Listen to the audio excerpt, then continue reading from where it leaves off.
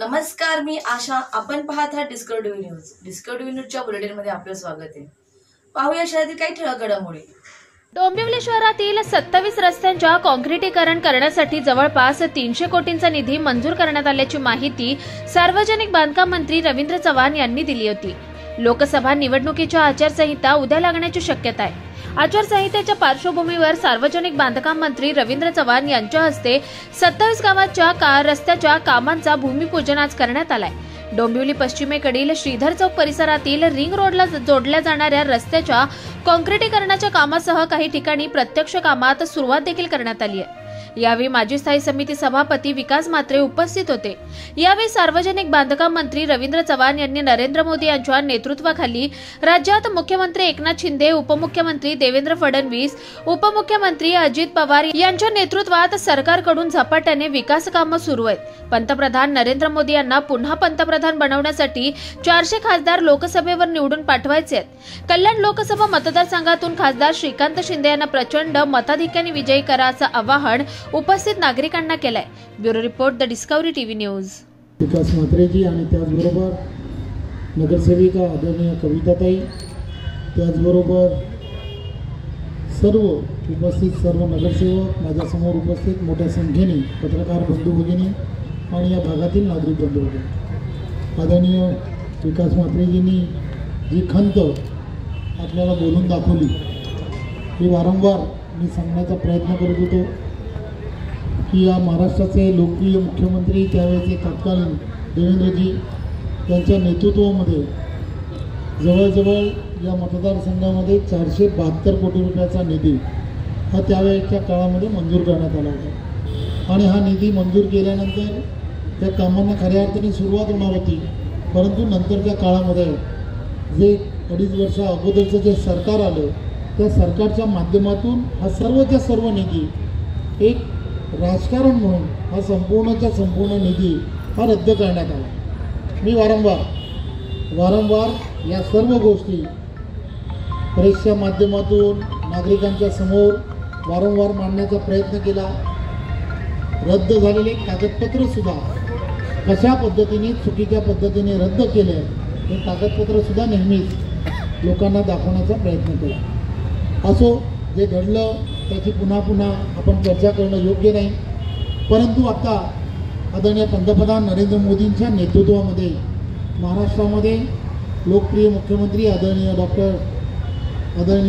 एकनाथराव शिंदेसाहेब यांच्या नेतृत्वामधलं सरकार आलं. आदरणीय देवेंद्रजी उपमुख्यमंत्री म्हणून आणि अजितदादा यांच्या नेतृत्वामध्ये आम्ही सर्वजण सातत्याने असा प्रयत्न करतो की जनसामान्यांची सर्वच्या सर्व विकास कामं पूर्ण झाली पाहिजे. सार्वजनिक बांधकाम विभागाचा मंत्री म्हणून मला जेवढं शक्य झालं तेवढं महाराष्ट्रभर प्रत्येक ग्रामीण भागामधील असणारा रस्ता आणि रस्त्याचे काम हे सुस्थितीत झालं पाहिजे या दृष्टिकोनातून जसा प्रयत्न केला त्याच पद्धतीने MMRDच्या माध्यमातून या शहरामधील असणारे रस्ते हे सुस्थितीत झाले पाहिजेत. यासाठी मोठ्या प्रमाणामध्ये निधी हा गेल्या 1.5 वर्षामध्ये आणण्याचं काम आम्ही आमच्या माध्यमातून केलं. मला सांगायला आनंद होतो की जवळजवळ या 1.5 वर्षामध्ये आत्तापर्यंत या मतदारसंघामध्ये 511 कोटी रुपयाचा निधी हा आपण सँक्शन करून आलो. त्यामुळे जवळजवळ या शहरामधील असणारा प्रत्येक रस्ता हा चांगला व्हायला पाहिजे, काँक्रिटीकरणातून झाला पाहिजे. त्या दृष्टिकोनातून आपण प्रयत्न केला. खऱ्या अर्थाने या भागातील नगरसेवक आणि नगरसेविका यांचा प्रचंड पाठपुरावा या सर्व कामांसाठी होता. प्रत्येक काम वेळेत झालं पाहिजे, वेळेच्या अगोदर झालं पाहिजे, त्यासाठी ज्यांचा पाठपुरावा होता. आज खऱ्या अर्थाने या कामाला सुरुवात झाली आहे. रस्त्यांचं भूमिपूजन झाली, नागरिकांची मागणी होती, बरेच दिवसानंतर भूमिपूजन आहे. किती रस्त्यांचं भूमिपूजन आहे, काय माहिती द्या. नमस्कार.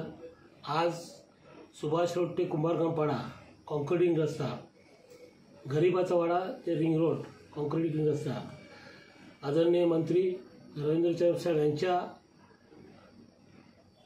यांच्या हस्ते त्याचं भूमिपूजन झालं. आणि सातत्याने मी आमच्या दोन्ही प्रभागाने माझे मिसेस कविता विकास म्हात्रे आणि मी सातत्याने पाठपुरावा करून आदरणीय मंत्री महोदय रवींद्र चव्हाण यांच्याकडे पाठपुरावा करून त्यांनी ती रस्त्याची मंजुरी आणून आज रस्त्याचं भूमिपूजन केलं काँक्रिटिंगचं. खऱ्या अर्थाने गरीबाचा वाडा राजूनगर या परिसरामध्ये अरुंद रस्ते असलेले आणि वारंवार आम्ही मंत्रिमंडळाच्या संपर्कात राहून हे रस्ते झाले पाहिजे आणि त्याकरता हे रस्ते अति आवश्यक आहेत. कारण की येणाऱ्या काळात रिंग रोड देखील चालू होणार आहे. रिंग रोड असल्या कारणाने आणि इथे वाढणारी वस्ती या उद्देशाने हे रस्त्याची मागणी होती आणि आज त्याचा शुभारंभ झाला. आदरणीय मी मंत्री महोदयांचं रवींद्र चव्हाण यांचं धन्यवाद करतो की त्यांनी लवकरात लवकर पाठपुरावा करून हे रस्ते मार्गी लावले आणि येणाऱ्या काळामध्ये ज्या डोंबिवली शहराचा असो किंवा या दोन्ही प्रभागाचा असो, राजनगर गरिबाचा वाड्याचा, याचे देखील आश्वस्त केलं मला कुठल्याही प्रकारची विकास कामे असतील या प्रभागात झाले पाहिजे. आदरणीय पाण्याची असो किंवा कुठलीही समस्या विकास कामं ही आवर्जून मी त्यांच्याकडे मांडत असतो. ते सोडवण्याचा प्रयत्न आता आमचे प्रशासकीय लागले असल्याकारणाने आम्ही नगरसेवक नाही, परंतु नागरिक म्हणून त्यांच्याकडे आम्ही समस्या नागरिक आमच्याकडे मांडत असतात आणि आम्ही त्यांच्याकडे मंत्री महोदयांकडे पाठपुरावा करतो आणि त्याचा पाठपुरावा करून मंत्री महोदयांनी आज हे दोन्ही रस्ते कॉन्क्रिटिंग करून मंजूर झाले आणि लवकरात लवकर होऊन रिंग रोडला कनेक्टित आहेत, जेणेकरून येणाऱ्या काळामध्ये ट्रॉफिक कशी झाली वळली पाहिजे हे देखील आहे. हे रिंग रोडला जॉईंट रस्ते असल्याकारणाने हे लवकरात लवकर होते अशी मी आजच तुम्हाला करतो. कारण त्याचे भूमिपूजन झाले. नुसतं भूमिपूजन नाही, कामाला देखील त्यांची चालना चालू झाली. आज रात्रीपासून त्यांचं सर्व बऱ्यापैकी झालेलं आहे. ते करून ट्रॉफिक कुठं लोकांना नागरिकांना त्रास नाही होणार याकरता देखील आम्ही प्रयत्न करून हा रस्ता व्यवस्थित सुसूचित झाला पाहिजे. बंदस्ते गटर व्यवस्थित झाले पाहिजे. पाण्याची असेल पाण्याच्या बाबतीत कोणाला त्रास झाला नाही पाहिजे. कारण भरपूर वस्ती आहे, ह्या लोकांना कनेक्टिव्ह रस्ते नसल्यामुळे दुसरे मार्ग नाही. हे मार्ग देखील काढून आम्हाला रस्त्याचं काम जोरात वेगाने चालवलं असे देखील मंत्री महोदयांनी सांगितलं आणि आम्ही देखील त्याचा पाठपुरावा करून लवकरात लवकर करून घेऊ. आपली जी नाराजी होती ती आता नाराजी दूर झाली आहे का? नाराजी म्हणजे ह्या बाबतीत काही हितचिंतक असतात, परंतु त्या हितचिंतकांना माहीत नाही की काय असतं. परंतु ती पूर्वी आम्ही 3 वर्षापूर्वी आता मंत्री महोदयांनी मगाशी सांगितलं की का थांबलो कशाने, ते तेवढं बोलणं माझ्यासारख्याला सूट होत नाही. परंतु मंत्र्यांनी सांगितलं की अशा कारणामुळे ते थांबलं होतं. ते काय मला काय माहिती नाही, परंतु ते थांबल्या कारणाने एखादा व्यक्ती त्याचा लक्षात ठेवून बोललं जातो. परंतु अडचणी काय असते ते त्यांच्या वरच्या लेवल आहे. परंतु ती देखील नाराजी झाली होती. त्याकरता माझी नाराजी झाली होती. लोकांची कामं होत नाही असं मी देखील समजत होतं. परंतु मंत्री महोदयांनी माझी समज काढली की असं आहे आणि त्याने 1 ते 1.5 महिन्यातच त्या कामाचा पाठपुरावा करून मला ते अस्वस्थ केलं आणि लोकांच्या नागरिकांची समस्या सुटेल अशी मी म्हणजे नुसतं उद्घाटन नाही केलं का भूमी कशी करून कामाला देखील सुरुवात झाली.